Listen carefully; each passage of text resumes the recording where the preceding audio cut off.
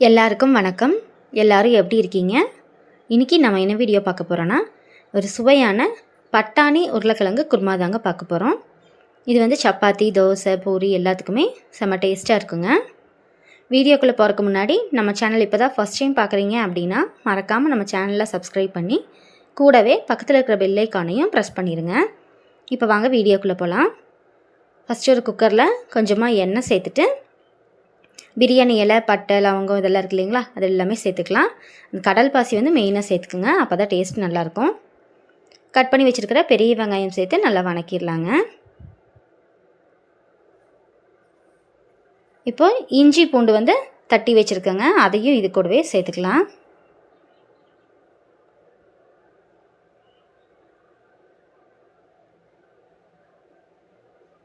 நான் பட்டாணி பார்த்திங்கன்னா ஒரு 8 மணி நேரம் ஊற வச்சு எடுத்து வச்சுருக்குறேங்க. ஒரு சின்ன சைஸ் தக்காளி வந்து இப்போ இது கூட சேர்த்து நல்லா வணக்கிடலாம்.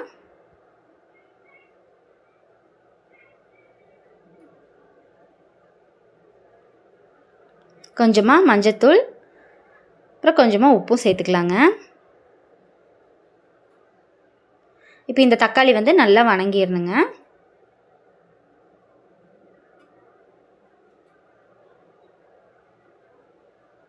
பாருங்கள், தக்காளி வந்து நல்லா வணங்கிருச்சு.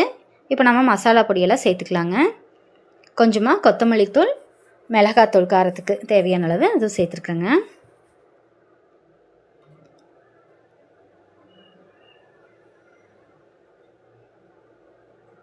இந்த மசாலாவோட பச்சை வாசனையெல்லாம் போயிடணுங்க. இப்போது கட் பண்ணி வச்சுருக்கிற கிழங்கு, அப்புறம் ஊற வச்சுருக்கிற பட்டாணி இதையும் சேர்த்துக்கலாங்க.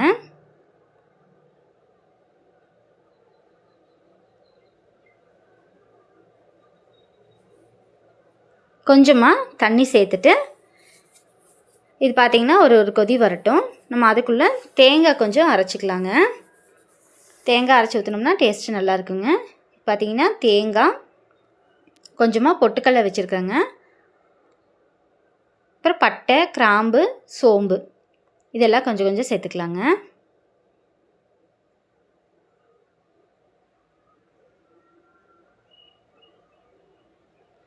ஒரு பச்சை மிளகாய் இதில் சேர்த்துருக்குறேங்க. பச்சை மிளகாய் சேர்த்தா டேஸ்ட் நல்லாயிருக்குங்க. இப்போ இது எல்லாத்தையுமே வந்து அரைச்சி எடுத்துக்கலாம். பாருங்கள், இப்போ எல்லாத்தையுமே வந்து நான் அரைச்சிட்டேங்க.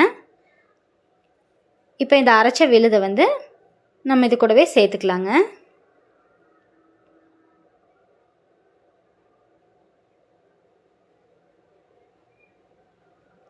இதை சேர்த்துட்டு நல்லா கலந்து விட்டு தேவையான அளவு தண்ணியும் சேர்த்துக்குங்க.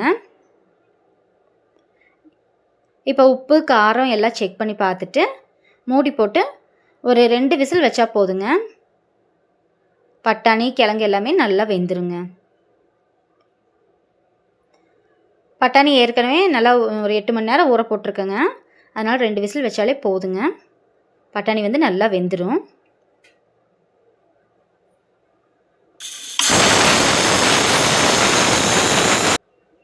பாருங்கள், 2 விசில் வச்சு எடுத்துட்டேன். நம்ம குருமா வந்து ரெடி ஆயிடுச்சுங்க. பாருங்கள், இந்தளவுக்கு இருந்தால் தாங்க தொட்டு சாப்பிட்றதுக்கு வந்து நல்லாயிருக்கும். இந்த குருமா சப்பாத்தி, தோசை, பூரி எல்லாத்துக்குமே நல்லா டேஸ்ட்டாக இருக்குங்க.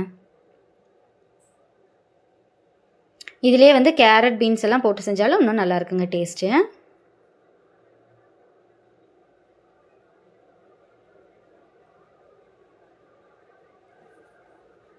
கடையில் எல்லாம் குருமா வைக்கிறாங்க இல்லைங்களா, அதே டேஸ்ட்டில் இருக்குங்க, நல்லாயிருக்கும்.